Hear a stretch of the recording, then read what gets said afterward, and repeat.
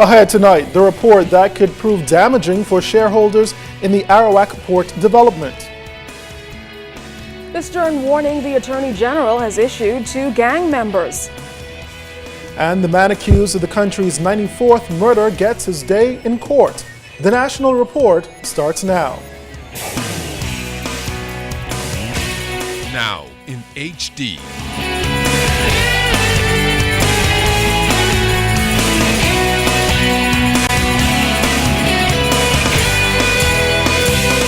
ZNS Network presents The Bahamas Tonight.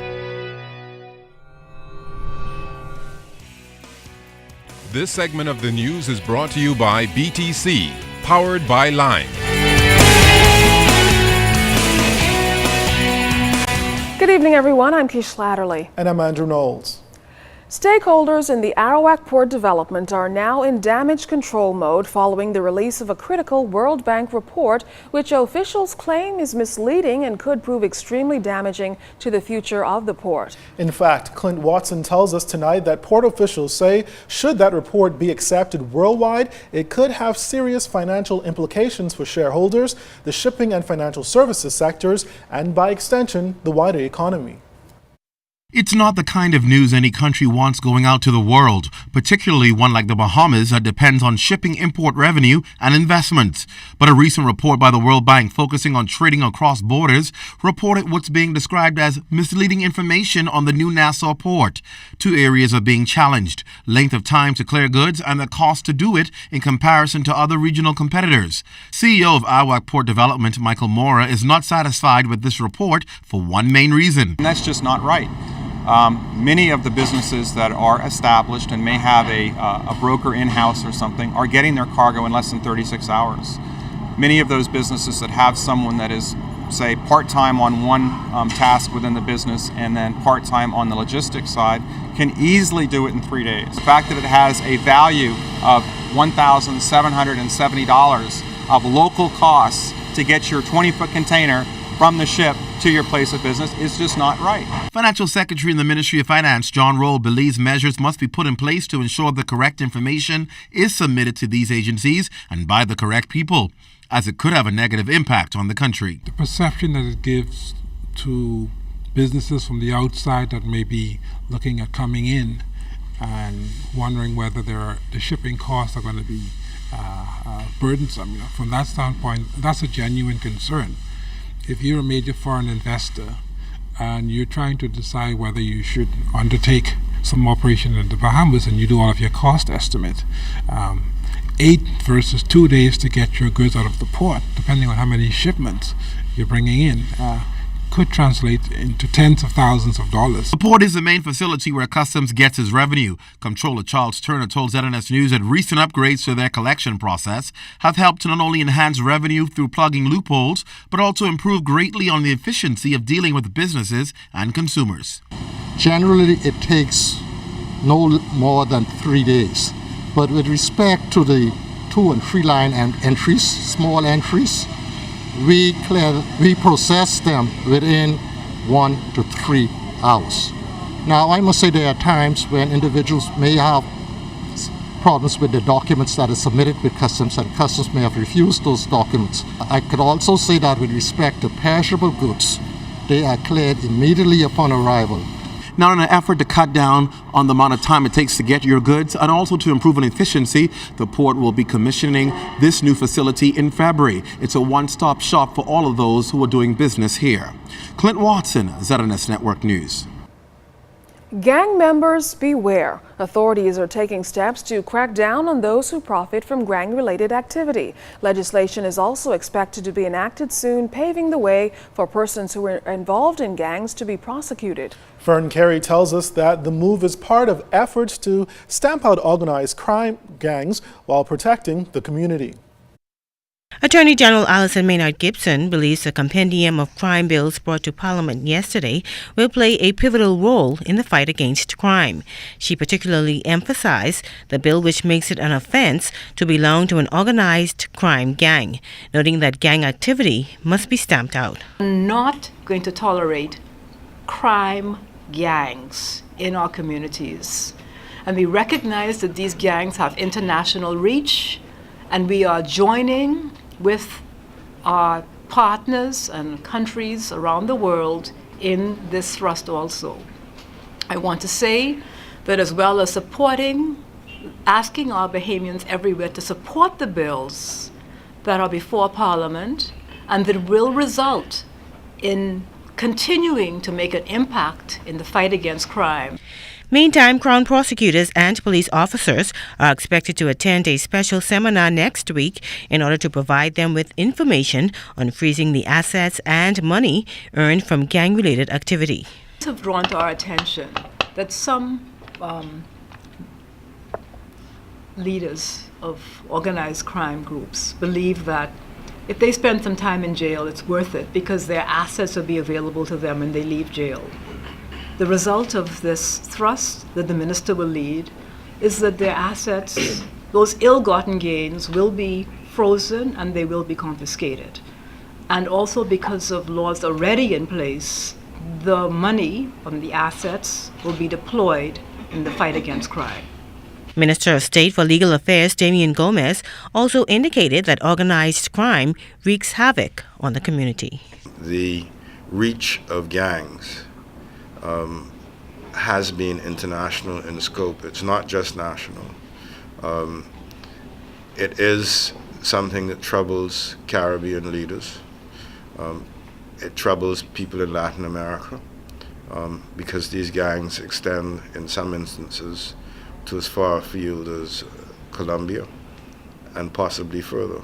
The crime bills are also expected to address concerns about witness intimidation by gang members, which has resulted in Crown prosecutors dropping a number of cases as key witnesses were afraid to come to court. Fern Carey, ZNS Network News. 2 parliamentarians personally affected by crime speaking up last evening on the importance of passing the compendium of crime bills. Cyan Thompson has more from last evening's proceedings. Member for Tall Pines Leslie Miller told parliamentarians Wednesday night that this array of bills will significantly impact the safety of the country for the better.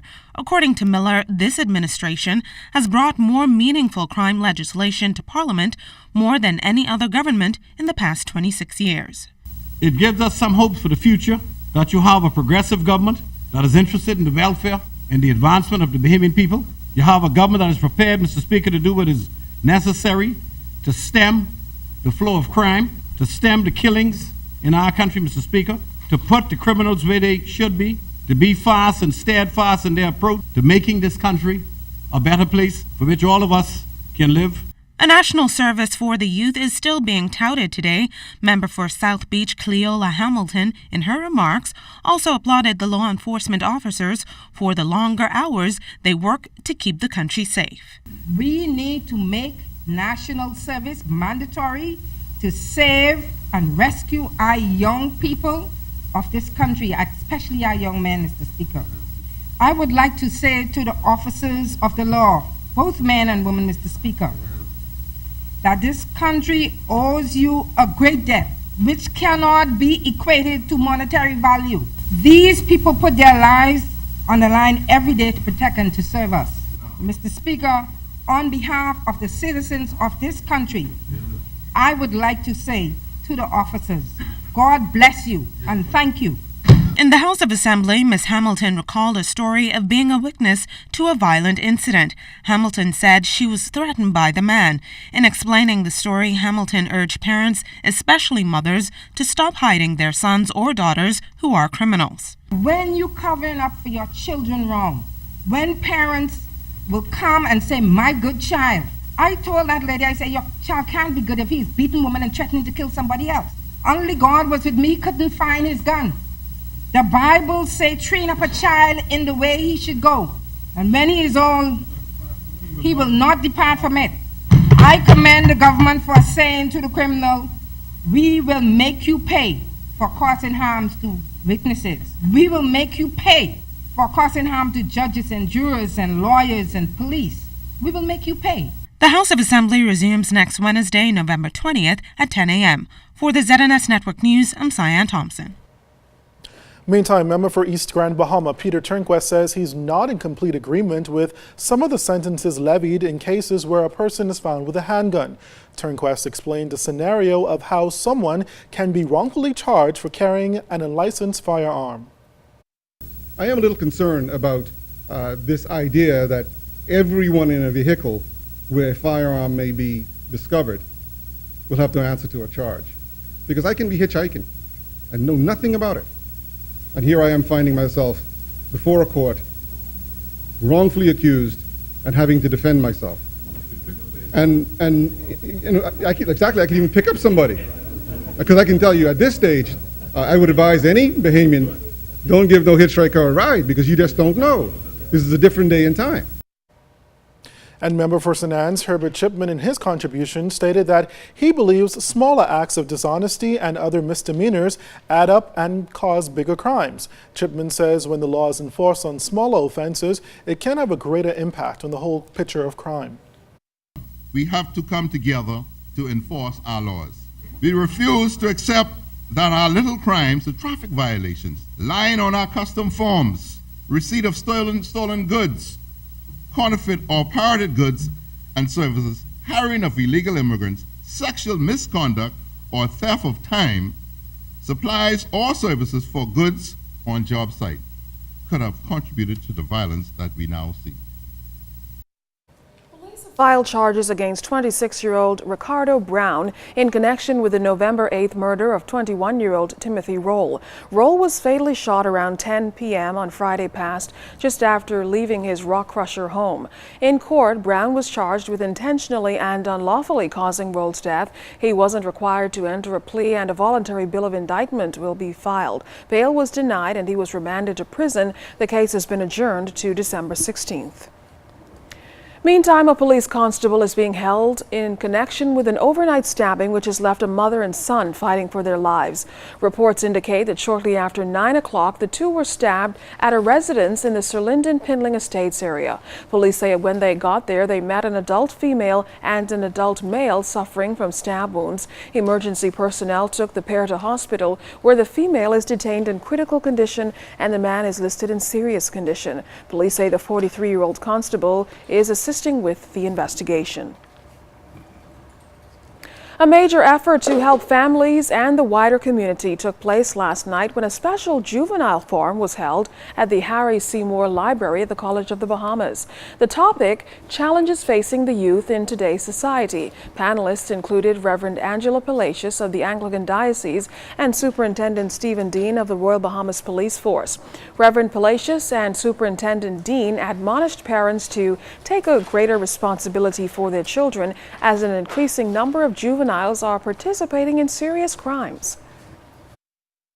So sometimes the poor juvenile delinquents are being led into sin by parents who have not come before the Lord and dealt with their own delinquency. So there's such a thing as parental delinquency.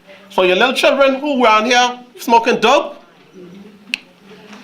who's selling dope for people, because that's what's happening with a lot of young people. We have the girls selling now and the boys selling.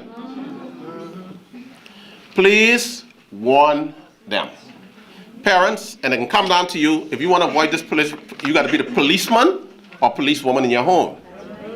Every now and then, I throw this warning out to you. Execute a search warrant on your children's room.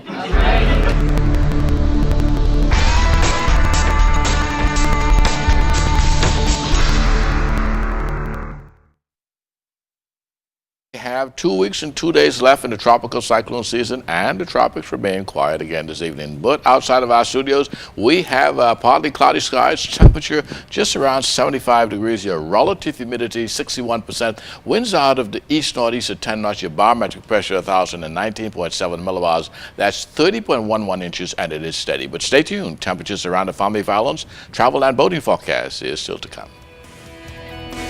Well, still to come tonight, how locals will benefit from Bahamas Air's new Florida route. And the private school softball champs are crowned. You're watching the Bahamas Tonight.